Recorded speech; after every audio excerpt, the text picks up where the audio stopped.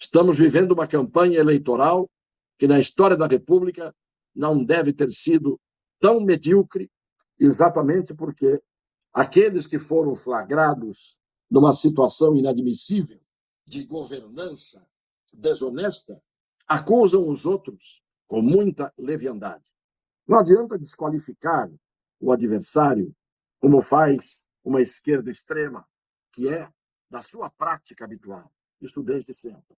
Você desfaz o adversário com argumentos que o entopem. E se ele continuar falando, porque não se entupiu, quem está ouvindo reconhece que ele não tem argumentos. É isso que deveria existir sempre. A chamada retórica do silêncio ou da injúria, isso não constrói nada. E é o que a gente está vendo hoje, essa esquerda, aquela parte viciada, viciosa, fazendo em que vale tudo. Isto é fraude intelectual. Isso é desonestidade intelectual. O outro tipo de desonestidade intelectual, e esta é mais grave, é aquela que nós vimos sempre apontando em relação a ministros do Supremo Tribunal Federal.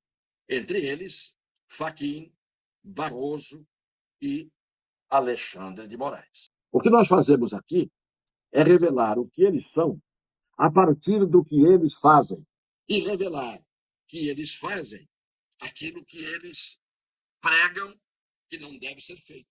Então, quando alguém prega que algo não deve ser feito e faz, quando fala diferente do que faz, em contradição com o que faz, isto tem que haver uma punição para esse tipo de pessoa que não tem uma honestidade intelectual, que está, de acordo com sua conveniência, falando o que interessa no momento em que lhe interessa. Por isso eu trouxe hoje de propósito aqui, depois de criticar muitas vezes o ministro Alexandre de Moraes, isso vale para os outros, mas eu trouxe aqui uma crítica que ele faria a qualquer um que dissesse o que ele disse e fizesse o contrário do que ele disse, como ele fez.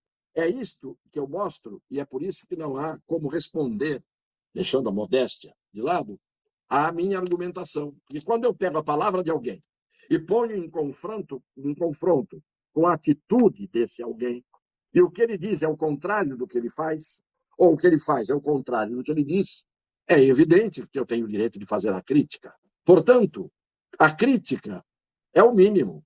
E como os senhores verão agora, as senhoras verão agora, da fala de Alexandre de Moraes, antes de ser o Alexandre de Moraes do Supremo, no dia em que ele foi sabatinado pelo Senado Federal de Cócoras, o Senado Federal, em que ele foi sabatinado para aprovarem ou não aprovarem a indicação que o Michel Temer tinha feito dele para o Supremo Tribunal Federal.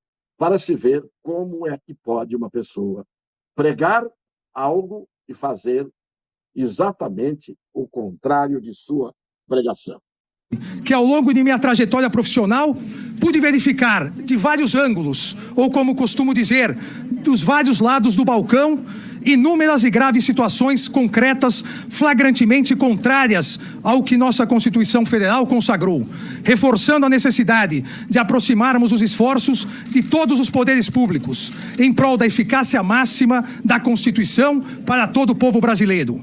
Vejam o que ele dizia na hora da sabatina, a eficácia máxima da Constituição para todo o povo brasileiro.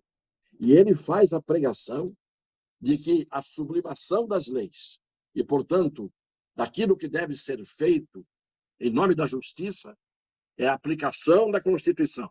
Viram ele dizendo aquilo que parece que ele, como um deboche depois, fez exatamente, várias vezes, prevalecer o sentido contrário. Vamos a mais um trecho. E poderíamos completar dizendo que o século XXI é o século do fortalecimento da complementaridade entre democracia e justiça constitucional. E ele diz a eficácia máxima da Constituição para todo o povo brasileiro. Isto é, hoje não é para todo o povo brasileiro. A eficácia máxima da Constituição é para uma parte minoritária político-ideológica do povo brasileiro. Aí a eficácia máxima da Constituição ele quererá aplicar, mas não a Constituição pelo que está escrito nela, muitas vezes.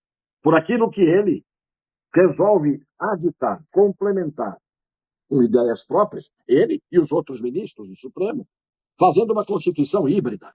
Mais um trecho. Peço que prestem bem atenção.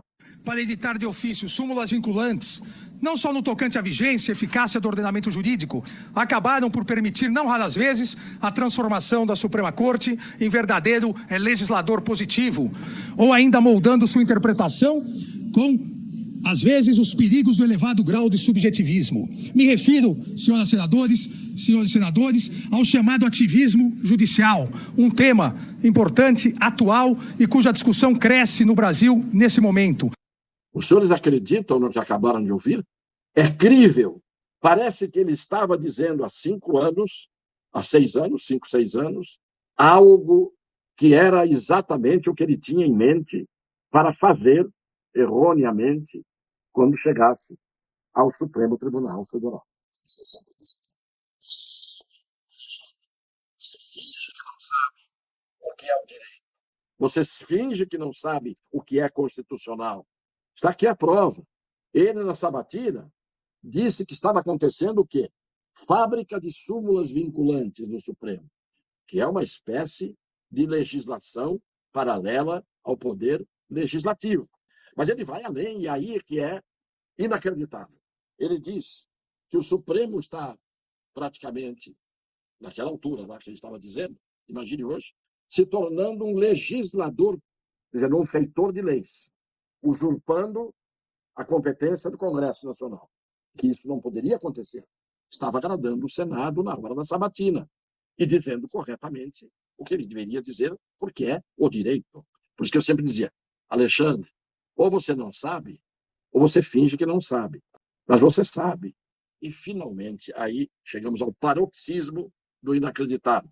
Quando ele fala, mais do que subjetivismo, ao ativismo judicial. Veja que, hoje, o ativismo judicial dos ministros do Supremo é uma coisa absurda. Ativismo que o Alexandre de Moraes já via há 6 anos e que ele criticava e dizia que isso não poderia continuar, agradando o Senado que ia aprovar a sua indicação, para chegar lá e se tornar um dos mais ativistas. Então, as críticas que eu fiz a você, Alexandre de Moraes, que eu conheço e que você me conhece, são críticas baseadas nas suas críticas. Críticas que você, na altura, fazia a outros e hoje eu faço a você, porque hoje você reproduz aquilo que você criticava nos outros. Pois bem, e termina com chave de ouro. Ironicamente, eu digo chave de ouro, porque veja, o último trecho que eu selecionei da fala de Alexandre de Moraes, defendendo a sua convicção no dia da sabatina, para poder ser aprovado pelo Senado na indicação feita pelo Michel Temer para ele ser ministro do Supremo Tribunal Federal. De maneira a balizar o excessivo subjetivismo, principalmente afastando sua aplicação em questões estritamente políticas. Aí matou a questão. O subjetivismo não pode existir, mas principalmente, de maneira nenhuma, quando se aplica a lei com subjetivismo, isto é, à la volonté, do jeito que se quer, do jeito que é compatível com os meus interesses, estritamente políticas. As aplicações com subjetivismo da Constituição e das leis em casos estritamente políticos. Quando se trata de política, ele dizia, e dizia corretamente, nem pensar, pois hoje, mais do que nunca, o subjetivismo está sendo aplicado por ele e pelos outros exatamente em questões políticas. O ativismo, o subjetivismo estão mais do que nunca a favor de aspectos políticos escolhidos. Porque, além de tudo, o Supremo Tribunal Federal escolheu lado. E isto é que é mais absurdo. Além do subjetivismo não ser admissível, além de muito menos ser admissível o ativismo judicial, muito menos quando se trata de questão política, porque aí o judiciário não tem que entrar mesmo que todos os ministros, desembargadores, juízes, todos sejam torcedores políticos, não se pode admitir que eles ali, como juízes, façam o que fazem.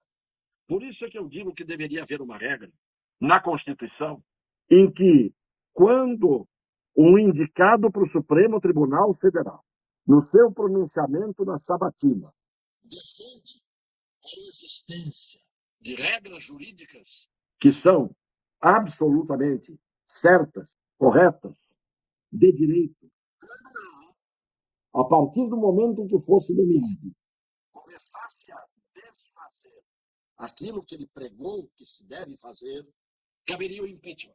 Bastaria a desonestidade intelectual. Ele não pode doutrinariamente defender o direito como o direito é em todos os estados democráticos de direito e chegar lá e desfazer todos os conceitos diante dos quais só se muda de convicção se alguém é terrorista ou um revolucionário sério. E fazer exatamente tudo ao contrário do que ele disse. E não faz 100 anos, faz 6 anos. Portanto, tudo que ele defendeu corretamente ali, para ser aprovado, ele praticando o contrário hoje, deveria ser desaprovado. Então, ele teria que ter o poder de tirar. Não sou um jurista que fala murmurando, que fala baixo, que diz, com todo respeito, que devota ao Supremo Tribunal Federal, com todo respeito. Que todo respeito? Não há respeito quando o ministro não se respeita, ou não respeita as regras que ele jurou respeitar. Mais ainda, regras que ele defendeu como regras corretas, justas, de direito e não do torto.